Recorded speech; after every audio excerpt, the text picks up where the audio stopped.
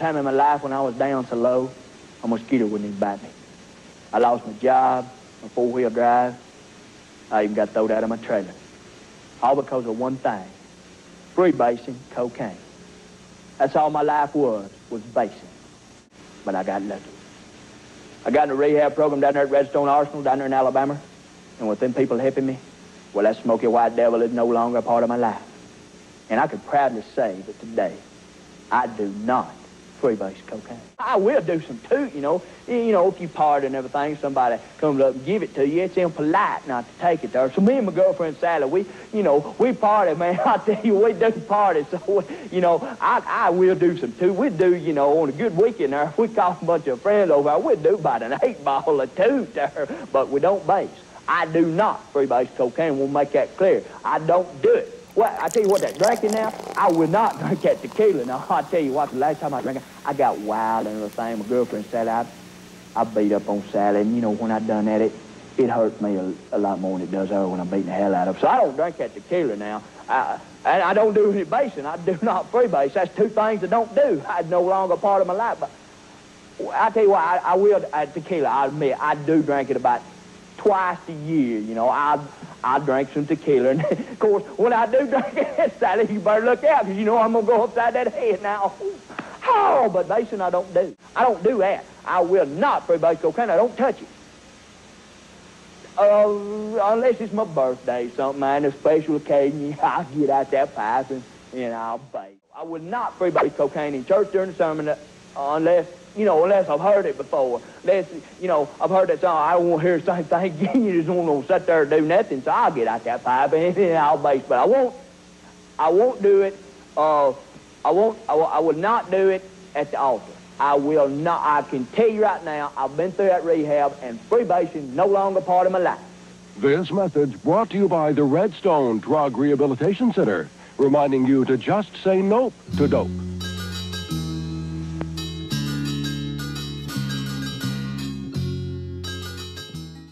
My name's Jonathan. I'm a member of Group 2, and we're doing a project on the successfulness of treatment programs. And I was going to give a self-interview because I was actually made to go to a drug rehab facility when I was a teenager. And the first-hand experiences that I had with dealing with this treatment program, I believe makes me a good candidate to do this interview. So here we go.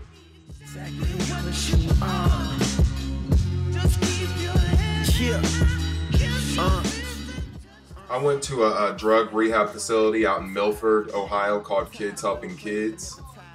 I don't know how my mom came to the decision to ultimately choose that facility, but she did, and that's where she said I had to go, and that's where I went. Rap critics debating you until you hit home on some shit that they relating to. Then they like, damn man. I believe like a couple of different things led to me ultimately going to a rehab, or my mom making me go to a rehab facility. One was I'd been caught doing everything. Like I was horrible at concealing anything. Like I'd been caught smoking weed. I'd been caught having a party and drinking. Like, what next? Oh, wait, I got caught doing coke. I was at a friend's house and we were doing it thinking that his mom was on a camping trip. They're gone. But she came home and, walked downstairs. She heard people talking, so she came downstairs and came in the room, and it was right in front of her face, and she went insane. She called my mom. She called everybody's mom. But then I got home, and my mom was just like, you know what? You're going to rehab or you can get out. What would you choose? Now I'm going deep, all in your bitch. Niggas cheap, money talk, speak up. When I thought about the program, I don't know. I really thought like it was a prison. Like, I mean, when we went there, like it was off in the woods. It was surrounded by like a barbed wire fence. It was in like this huge compound. It just looked like a prison, basically.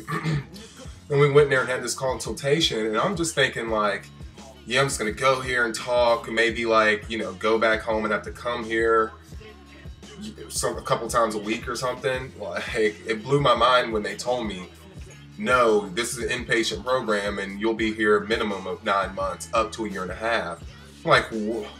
Like, hold on, man, this is crazy. Like, I shouldn't even be here. Like, I just started going, just kind of speaking my mind, like, you know, this is ridiculous. I cannot believe this. I was like, can I at least make one phone call or a couple of phone calls? And I did. I called my friends, like, dude, I'm really going to rehab. Like, everybody was just shocked when I was telling this, like, dang, man, she's really making you go to rehab for that long. But nonetheless, I went there and was salty. Like, man, this is ridiculous.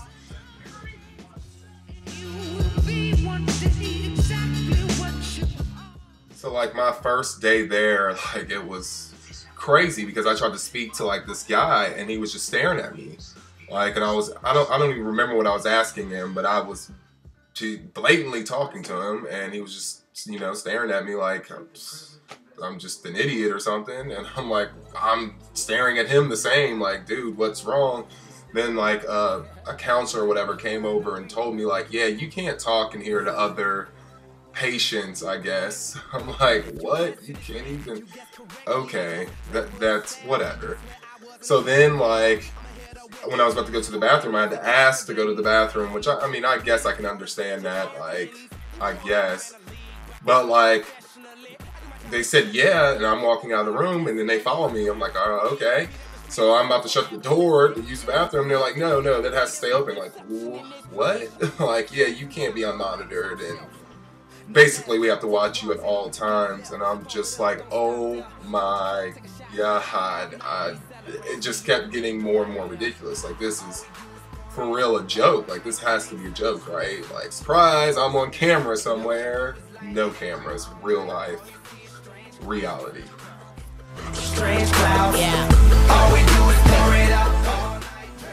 So what basically happened with what was the outcome of that program is that I left within a week. Like, it was beyond ridiculous. I couldn't continue on in that program, so I went up to a counselor and asked if I could check myself out. I said, yeah, you're not court ordered to stay here, and you're 18. You can leave. We don't recommend it. I don't want to hear any of that. I'm out of here. So I left and, you know, went home, spoke with my mom. Like, you know, I'm moving out. Like, I realized that, you know, I'm at the stage in my life where I just want to party and do different things and, you know, handle my business, but I don't want to just cut partying out of my life like I have a serious problem to where I have to go away for. Like, that's not going to happen. I understand you don't want this to go on under your roof, and I respect that, so I dipped out. I got in an apartment with my best friend over in Fairfield, and we partied, had fun, you know, did so much of the same things that I was doing when I lived with my mom.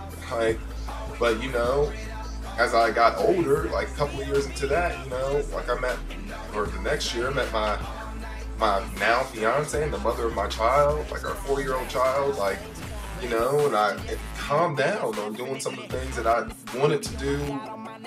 Were some of the main reasons why I moved out. Like, you know, that was no longer the priority. The priority was my child that's going to be here any day. I gotta do something. I have to have a plan. And this is not part of the plan. This type of lifestyle is definitely not part of the plan. Because anything could happen. Like, I could just drop dead from some bad cut or something. And, you know, I grew up without a dad. And that died before I could even remember him. And I did not want that cycle to perpetuate. So, you know, got myself back into college, cut that out of my life, and now I'm a senior in radiation sciences, about to get a minor in sociology, doing, I would like to think, pretty good for myself. But I don't think the treatment program had anything to do with that. Like, it had nothing to do with that at all. It was just priorities came about that were greater than myself. And that's what did it. As far as the guy, you know, the first guy, the funny guy, talking about, like, doesn't freebase cocaine, like, the moral of that story was that treatment programs only really work if you want them to work. The same for me. Like, it would only work if I wanted it to work. And at that time in my life, I didn't care, I didn't give a shit. Like, no, this is not what's about to happen. I'm actually about to go out and get drunk, have fun, and do my own shit. And you know, that was the moral of the story. It did not work. It took something different. Bitch, we see this shit from across the street, nigga. Agit joins us now with the latest. Well, one of the fathers is quite upset. His son has spent more than a year in the program and still is in phase 1 of 5 stages you must complete before you can graduate. Tens of thousands of dollars later, he says his son's no better off. Yes, go marching 3 by 3, hurrah, hurrah. It's the treatment of last resort. A place called Kids Helping Kids when we got this unprecedented look inside 4 years ago. Now part of a chain called Pathway Family Center. The treatment we saw called for isolation. Newcomers didn't get to go home or to school, didn't listen to music or TV. They couldn't talk to each other and had to get permission to speak at all. We deal with difficult kids and sometimes difficult families, and we're not going to please everybody. Penny Walker served as executive director of the Milford program when we first investigated after former clients and some parents called it a brainwashing cult. I couldn't associate with anybody. Kids sit in rap sessions all day, repeating gestures and words. The Department of Alcohol and Drug Addiction Services confirms that Pathway has turned in its state certificate allowing it to operate. A property search shows Pathway still owns the building. It still lists this address on its paperwork, and the local phone number still leads to a voicemail. But when we visited,